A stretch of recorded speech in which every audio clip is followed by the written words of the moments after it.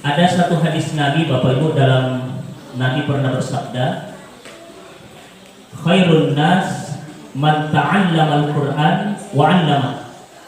Manusia yang paling baik, kata Nabi, adalah mereka yang belajar Al-Qur'an dan mengajarkan Al-Qur'an. Jadi hari ini kita masuk kategori itu, orang yang belajar dan orang yang mengajarkan Al-Qur'an. Kemudian hadis yang kedua, ini sebagai motivasi dulu supaya kita makin bergairah untuk belajar Al-Qur'an. Wa majtama'a qaumun, apabila manusia berkumpul fi baiti min buyutillah, di dalam rumah-rumah Allah. Ini kan musalla, ini rumah Allah. Barang siapa yang berkumpul di dalam rumah Allah, maka Nabi berkata Allah menurunkan 4 kemuliaan. Jadi orang yang berkumpul di dalam masjid itu diberikan 4 kemuliaan. Yang pertama, kemuliaan yang pertama, yang Allah, ini janji Nabi nih. Yang pertama adalah mereka mendapatkan waghasiyatuhumur rahmah. Mereka diliputi kasih sayang. Jadi mereka senantiasa mendapatkan kasih sayang dari Allah. Salah satu contoh kasih sayang Allah, misalnya kita pernah suatu saat bawa mobil atau mungkin naik kendaraan, naik motor, hampir kecelakaan, tidak jadi kecelakaan. Atau mungkin di dalam rumah kita terpeleset, tapi kita tidak jadi terjatuh, kita tidak jadi tersungkur. Padahal saat itu tidak ada suami yang memegang kita, tidak ada istri yang memegang kita. Maka disitulah kita menyadarkan hati kita, yang menolong kita saat itu adalah Allah. Itu namanya waghasiyatuhumur rahmah. Kemudian yang kedua, wahuffatuhumul malaikah. Mereka senantiasa dikelilingi oleh para malaikat. Tapi Bapak Ibu, ini satu hadis pernah saya baca. Ini tempat yang kita anggap kosong. Ini yang kita anggap kosong. Menurut mata kasar kita ini kosong. Sebenarnya ini tidak kosong. Karena Nabi berkata, apabila di bumi ada kelompok majelis taklim, manusia berkumpul dalam kegiatan majelis taklim atau majelis zikir, maka pada saat itu turun sekumpulan malaikat yang tidak terpandang oleh mata yang mengisi tempat ini. Andaikan kita bisa melihat tempat ini, maka tidak ada satupun tempat yang kosong yang sebesar lubang jarum yang kosong dari malaikat. Semuanya terisi oleh malaikat. Lalu apa yang dilakukan oleh malaikat ini? Malaikat hanya berdoa. Apa doa malaikat? Ada dua doa malaikat yang didoakan kita semua yang hadir. Doa malaikat yang pertama, Allahumma ghafir lahum. Doa malaikat yang kedua, warhamhum. Ya Allah, ampunilah dosa mereka semua. Ya Allah, kasihilah mereka semua. Kemudian keutamaan yang ketiga, wasaqarahumullahul malaikah. Kita, Allah menyebut-nyebut kita. Jadi semua yang hadir di sini, Allah menyebut-nyebut kita di antara kumpulan malaikat-malaikat yang termulia. Begitu hebatnya ketika kita hadir dalam mengikuti kegiatan bermajelis seperti ini. Kemudian yang keempat, keutamaan yang keempat, kalau kita selalu mengikuti kegiatan seperti ini, hadir di masjid untuk menghidupkan masjid-masjid Allah, menolong agama Allah, nazalat alaihimus sakinah. Allah turunkan ketenangan hati, ketenangan pikiran ke dalam jiwa orang-orang yang. Karena kenapa Bapak Ibu?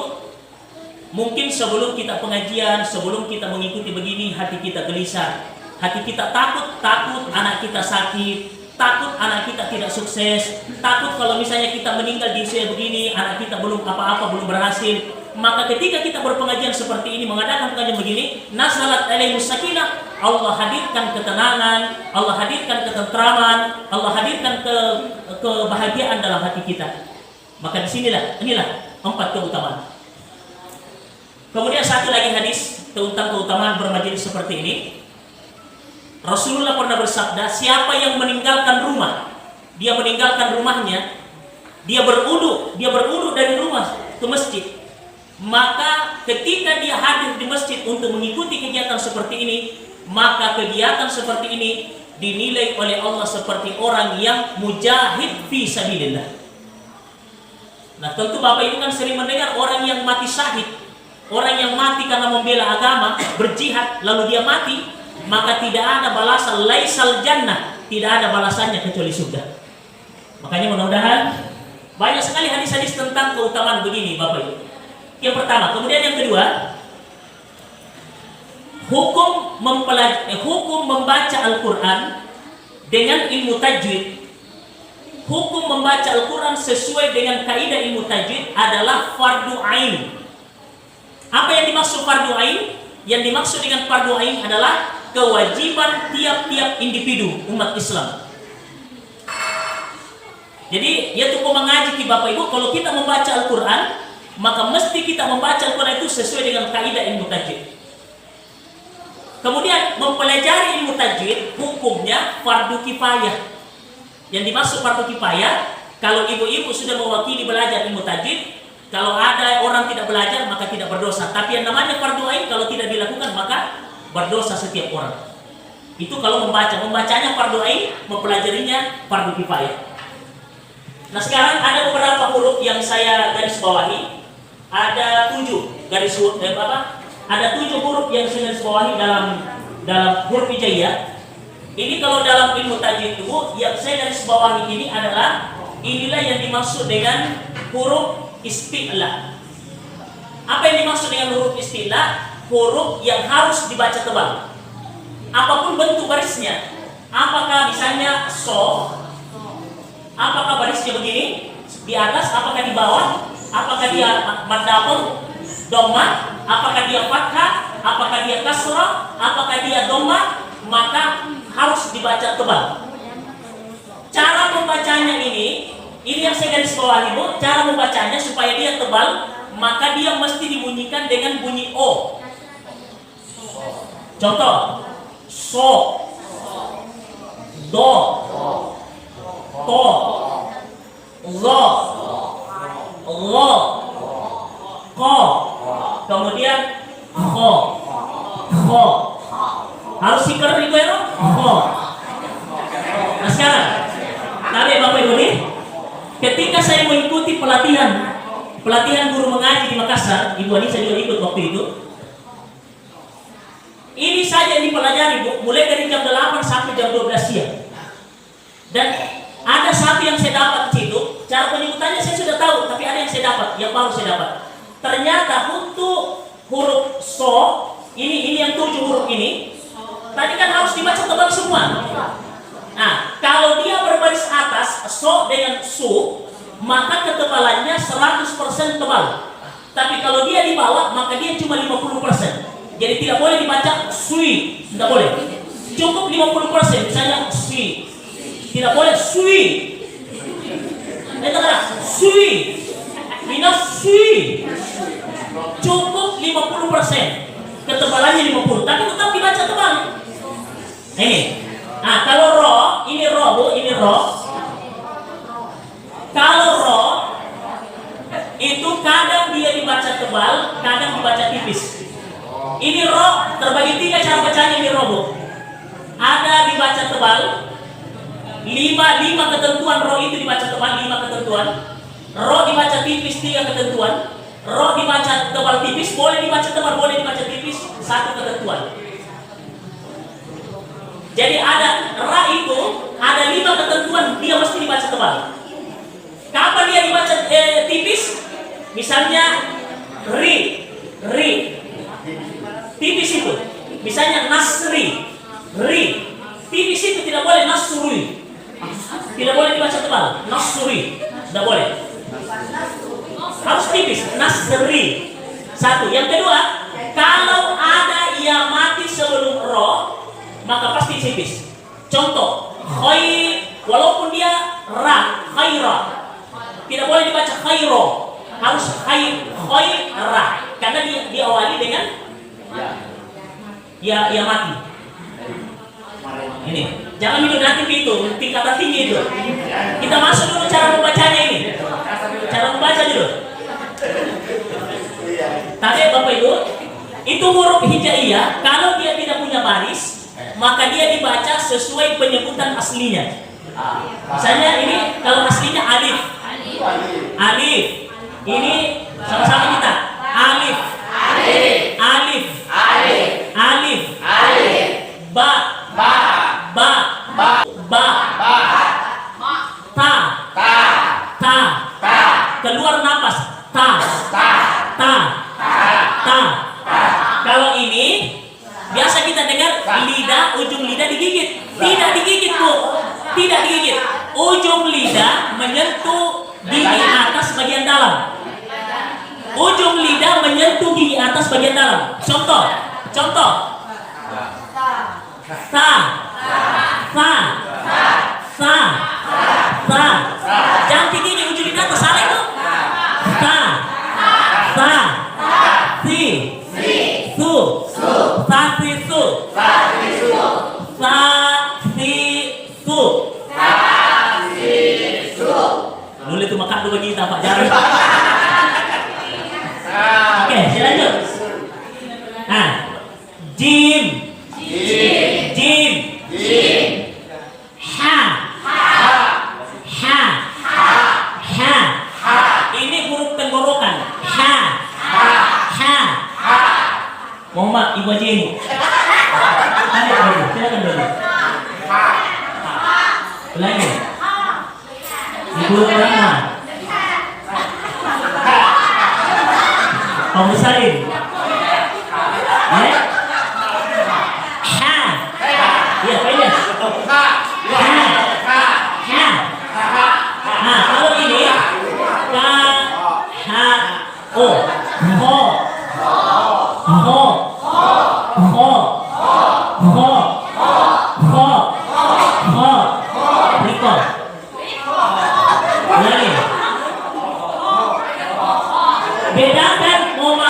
bedakan ini dengan ini. Kalau ini yang dua matanya, makanya kalau kita baca Al-Fatihah, ih. Kalau ini ih. Kalau ini ih. Ini ih. Ini ih. Nah sekarang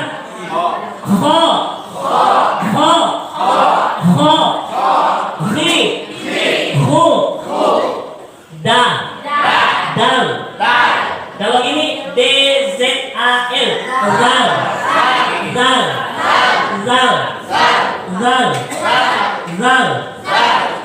ro, za, zai, za. Harus ditekan. Beda kan? Kalau ini tidak ditekan, kalau ini ditekan. Sin. Kalau dibaca pakai huruf sa, si, su. Biasa. Sa atau sin. Nah ini S-Y-A. Sya. Bibir bulat. Ya. Bagi. Ya. Baiklah. Sya. Sama ini minta boleh ya. Coba.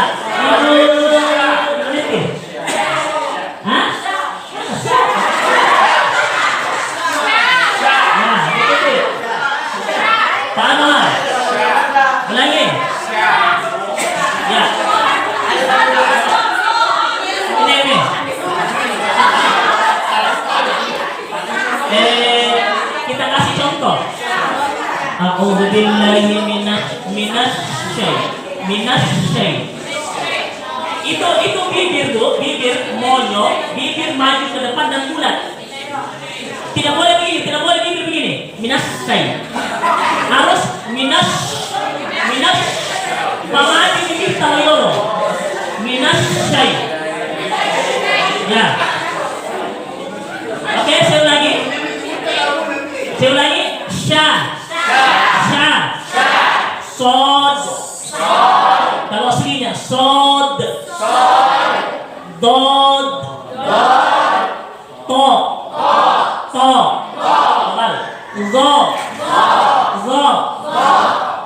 Ain. Jadi kalau dia pakai baris Alhamdulillahi Rabbil alamin. Bedakan al-a. Kalau alif itu penyebutannya sederhana, mulut terbuka sedang. Tapi kalau ain tenggorokan. Alamin. Coba ain.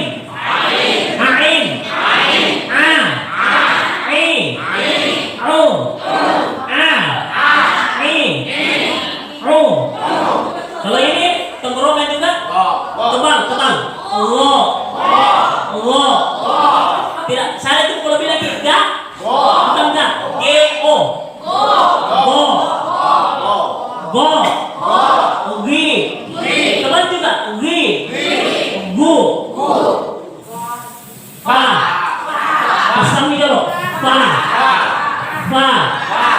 Ini kof.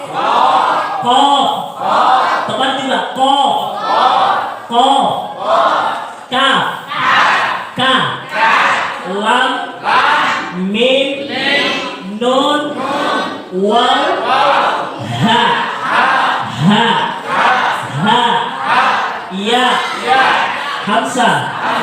Lam alif. Kita yang sebut, saya yang tunjuk. Kita yang sebut sama-sama, jadi kita fokus di telunjuk saya. Abataya. Ulangi, 1, 2, 3. Ulangi. Ulangi. Ulangi.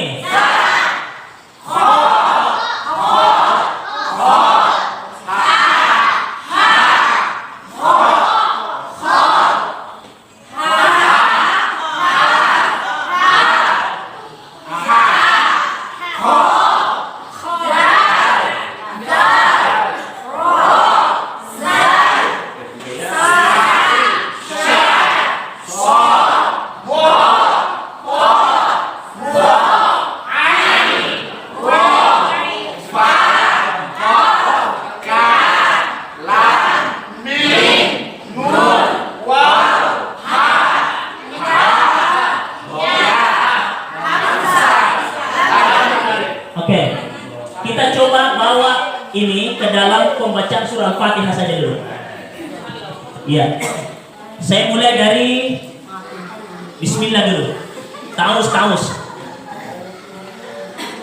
A'udzu billahi minasyaitonir rajim. A'udzu billahi minasyaitonir rajim.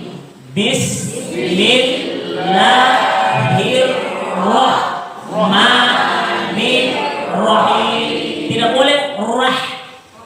Tidak boleh nirrah. Tidak boleh. Harus ditebalkan semua. Nirrah.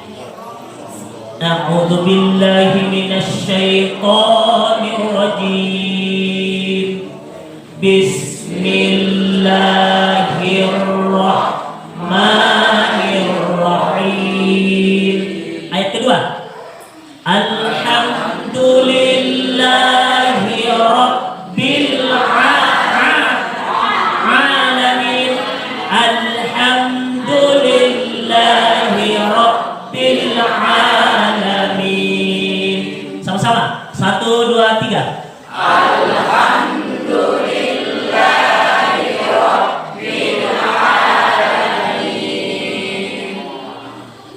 Tabi Budi, untuk Pak Ilyas dan untuk bapak-bapak, ya ku iman kita, kalau kita iman, kalau kita pakai Bismillah itu terakhirnya 2 harkat terakhir di Bismillah. Contoh, 2 harkat itu 2 kali ketukan, 2 kali gelombang. Bismillahirrahmanirrahim. Maka ayat berikutnya semuanya 2 harkat sampai waladhdallin. Begitu nih. Dia tidak boleh, misalnya tidak boleh Bismillahirrahmanirrahim baru Alhamdulillahirabbil alamin. Kalau 2 harkat di atas maka berikutnya 2 harkat juga. Kalau 6 harkat, 5 harkat di atas maka semuanya. Kan berapa harkat kita pakai di awal maka pada mana ini tuh kecemburuan. Begitu aturannya. Mulai dari Bismillah. Kalau kita ambil dari Bismillah terakhirnya 2 harkat, maka pencampuran dari ayat terakhir berikutnya 2 harkat juga semua. Kalau kita pakai 4, maka 4. Kalau kita pakai 6, 6. Kalau kita pakai 5, 5. Tidak boleh durasi 2, 5 sih. Durasi 5, 6 sih. Tidak boleh. Begitu aturan yang saya dapat kemarin di Makassar. Ya? Takut sampai 5. Ini. Takut saya. Saya satu Pak.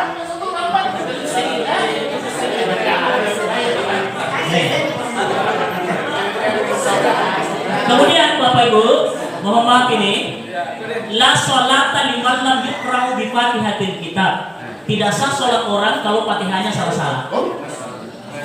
Makanya sholat itu rukun. Dalam sholat itu Fatihah itu rukun.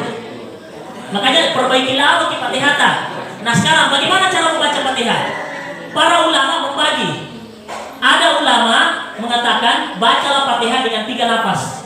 Contoh, Bismillahirrahmanirrahim. Alhamdulillah. Tidak bernapas. Nanti putus napas di Maliki Yaumiddin. Contoh ya, saya kasih contoh. Mudah napas saya panjang. Bismillahirrahmanirrahim. Alhamdulillahirabbil alamin arrahmanirrahim maliki yaumiddin. Satu nafas.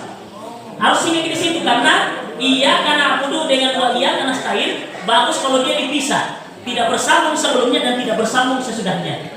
Kenapa? Karena iyyaka na'budu di situ kata Allah, iyyaka na'budu dan iyyaka nasta'in itu seperti untukku, seperti untuk hambaku. Makanya Bapak Ibu bagus sekali orang berdoa di situ. Bagus itu kalau sih baru berdoa di situ. Apa saja doa tangkap ya cuma kalau kita berdoa bahasa Indonesia maka hati berdoa. Kalau berdoa di mulut batal sholat. Kalau bahasa Indonesia dengan bahasa Bugis atau bahasa Inggris. Nah, kan bisa kalau orang tahan bisa begini. Bismillahirrahmanirrahim. Alhamdulillahirabbil alamin arrahmanirrahim maliki yaumiddin. Sambung-sambung semua. Bismillahirrahmanirrahim maliki yaumiddin. Tidak boleh begini, tidak boleh begini. Bismillahirrahmanirrahim. Alhamdulillahirabbil alamin arrahman. Tidak boleh. Sambung-sambung di hurufnya. Begitu Bapak Ibu. Kalau mau disingkat sekalian singkat. Bismillahirrahmanirrahim.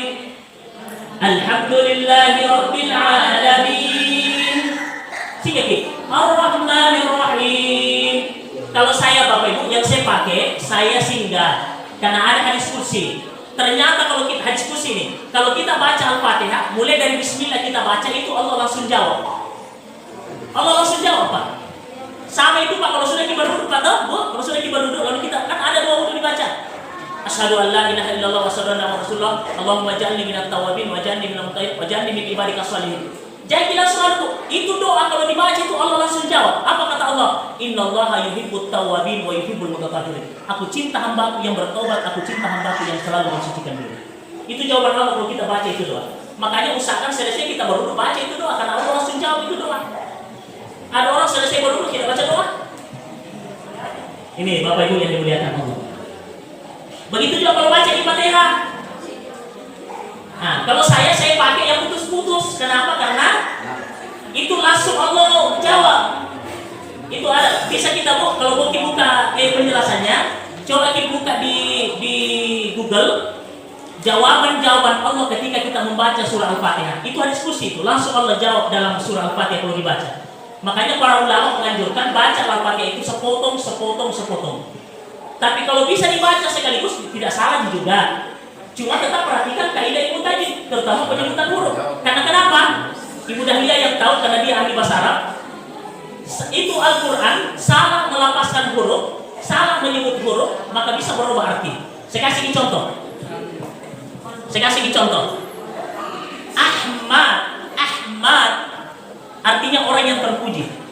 Tapi kalau takarri Ahmad artinya orang yang hangus, terbakar. Amin. Kata amin saja. Amin. Ini dua harakat. Amin. Kalau kita pakai ini, amin. Ini artinya terima lagi. Kalau ini tentram, aman. Kalau panjang sekali sih, amin.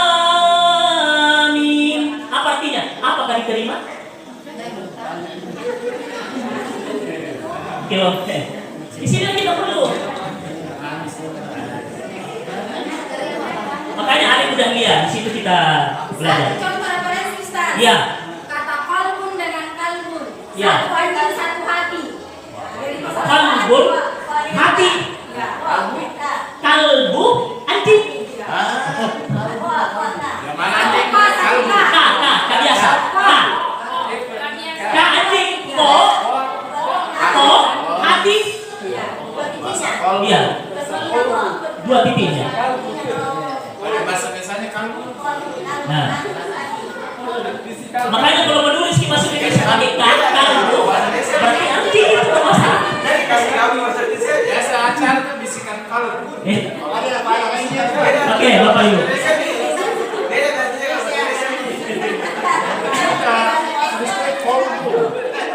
Saya fokus di sini dulu, Bu, karena ini yang paling berat, ini ada beberapa huruf ini. Tapi kita mulai dulu. Ini yang saya ulang ini yang saya anggap ini yang paling susah karena banyak samanya. Iya. Yang pertama, ini ujung lidah menyentuh di atas bagian dalam, bukan digigit. Jadi begini, salah. Tapi menyentuh di atas ujung lidah, tahu bunyi mendek. Coba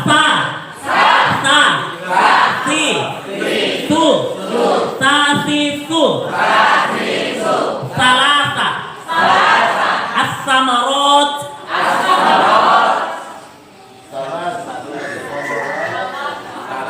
Kemudian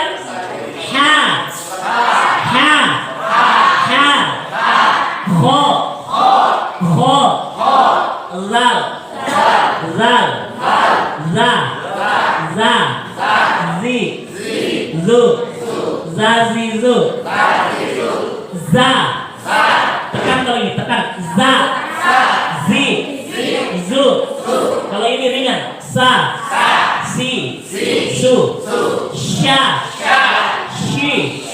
pamadi kalau bibirsa, nah kalau kita sebut nah, buaji janji begini,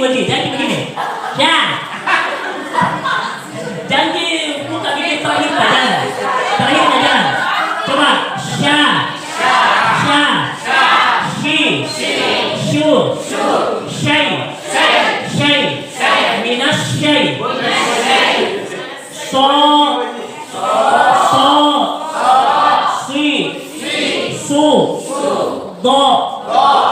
tebal do di du to ti tu to ti tu. Ingat Bu, kalau ini huruf-huruf yang saya garis bawahi, kalau dia berbaris bawah ketebalannya 50%. To ti tu to ti, jangan dibilang tui, jangan tui, sui, jangan so si su, so si su, lo si lu, kemudian lo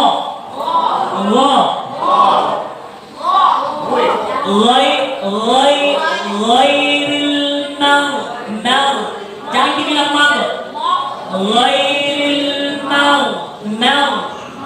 Coba 1, 2, 3.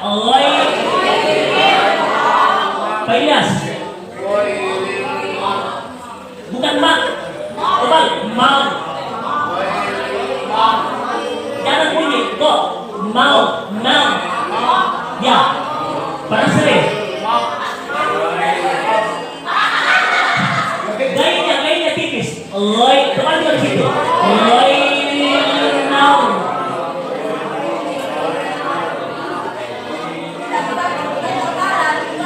Ya, itu mau bukan kalau Pak. Bukan kalau. Tapi tadi huruf yang dibaca kalau dia mati ini ade, kemudian ato, kemudian abe. Ini yang saya hindari. Ya,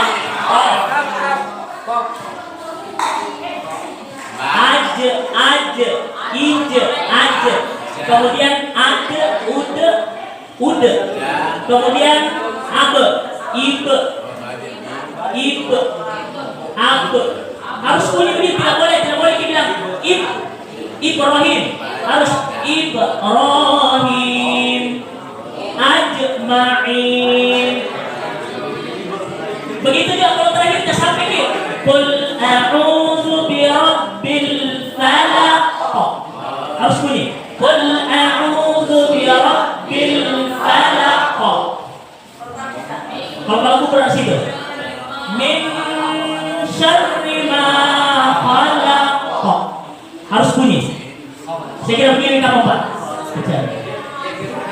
Ini Iya. dengan ini. Iya. Kalau ini tipis ha. Kalau ini ha. Ya. Dia tidak masuk ke dalam kepala. Kalau boleh ya. Iya, kalau ini padanya. Kalau ini ha. Iya.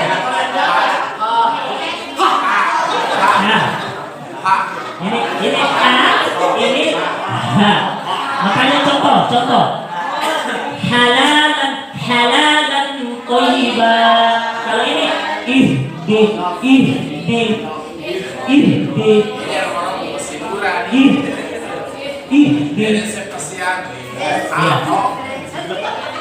Jadi ada satu metode Bapak Ibu, kalau mau lancar ini, ada satu metode saya rekomendasikan namanya metode TRT. Saya kasih contoh ini metode TRT. Misalnya Pak, ini kalau mau lancar, bagaimana perubahannya Pak? Begitu cara melakukannya. Ini kayak lagu Cik. Babi bu babu, babi bu babu. Begitu perubahannya dalam Al-Quran. Sekarang kami tanya, Muban bani babna minal mubani mabiban bani ba. Kalau dua baris bertemu ba, namanya iklab. Iklab itu tutup bibir sambil berdengung. Nah, sekarang kalau misalnya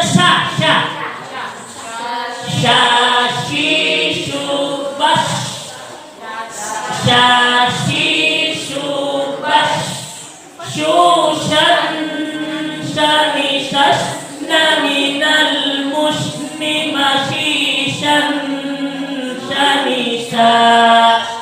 Nanti saya kirim di grup, ada di HP itu. Metode PRT namanya. Kayak melang-lang orang, tapi kalau lancar di situ, bagaimana bentuk perubahan huruf dan makna di situ bicara melakukannya. Itu Bapak Ibu yang dimuliakan Allah. Saya kira karena waktu sudah mau masuk sholat asar, mari sama-sama kita menutup dengan berdoa kepada Allah. A'udzubillahi minasyaitonirrajim. Bismillahirrahmanirrahim. Alhamdulillahirabbil alamin. Allahumma shalli ala sayyidina Muhammad wa ala ali sayyidina Muhammad. Allahumma rabbana ighfir lana wa liwalidina warhamhum kama rabbayana shighara. Allahumma rabbana zalamna anfusana wa in lam taghfir lana wa tarhamna lanakunanna minal khasirin. Allahumma ighfir lana dzunubana wa kaffir 'anna sayyi'atina wa tawaffana ma'al abrar. Allahumma rabbana taqabbal minna innaka antas samiul alim wa tub 'alaina innaka antat tawwabur rahim. Allahumma faqihna fid din. Ya Allah, mudahkan kami memahami ilmu agama. Allahumma faqihna fid din wa 'allimna ta'wil. Allahumma faqihna al-Qur'an wal hadis wa 'allimna ta'wil. Beri kami kemampuan agar kami bisa dengan mudah mempelajari Al-Quran, dan beri kami kemampuan agar bisa memahami hadis-hadis Rasulullah SAW. Allahumma inna na'udzubika min kulli bala wal waba wal riba wal zina wal fahsya wal fahsya wal munkar. Allahumma na'udzubika kalimatillahi tammah min syarri ma khalaq. Allahumma rabbana hab lana minas salihin. Allahumma rabbana hab lana min azwajina wa surriyyatina qurrata a'yun waj'alna lil muttaqina imama. Ya Allah, jadikan anak keturunan kami, anak-anak kami, keturunan-keturunan kami adalah anak-anak yang mahir dalam membaca Al-Quran. Mudahkanlah Al-Quran agar kami bisa mempelajarinya, ya Allah, ya Rahman ya Rahim. Allahumma rabbana atina min ladunka rahmah wa hayyi' lana min amrina rasyada. Allahumma rabbana atina fid dunya hasanah wa fil akhirati hasanah wa qina adzabannar. Sallallahu ala sayyidina Muhammad. Alhamdulillahirabbil alamin. Untuk berkahnya kita baca surah Al-Fatihah.